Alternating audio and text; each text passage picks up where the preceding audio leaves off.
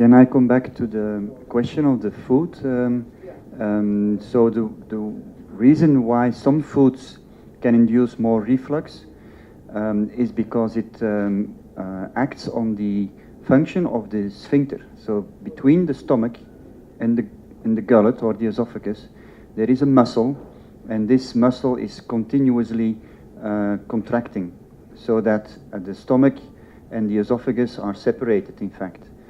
And so, for example, if you eat fat food like chocolate or, well, fat meal, then this pressure in this muscle is reducing, and so acid from the stomach can reflux back into the esophagus more easy.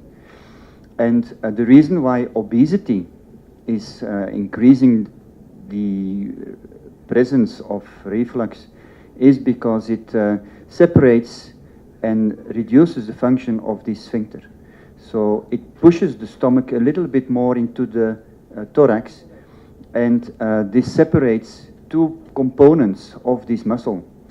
And that is why the acid can go easier into the gullet of patients with obesity. So that is why it is also very important, if patients have overweight, to reduce weight, such that this, we call it a hiatal hernia, is reduced, and the risk of having acid flowing back into the esophagus is reduced. It's the lower esophageal sphincter.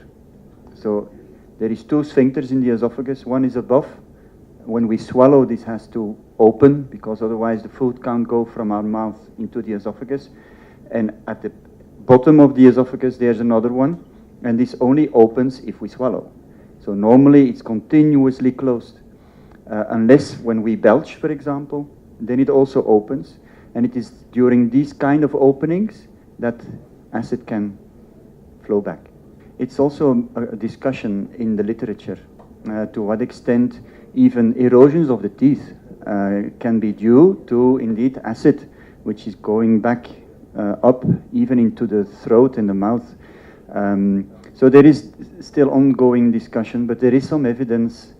It's not very strong, but there is some evidence that this could be related to acid flowing back into the gullet, even upwards. We know it's with children, even in children have this problem. They can grow out of it. And the difference there with adults is that there the refluxate, we call this, is not as caustic, because it's not as acid, because children drink milk, and milk neutralizes the acid a bit. But it comes very high. They sometimes spit it out, and this is the same as in adulthood. But in adults it's not as pronounced. It doesn't come out of the mouth. Sometimes it does. But the problem in adults is that it's more acid, and that is more caustic and gives inflammation of the esophagus.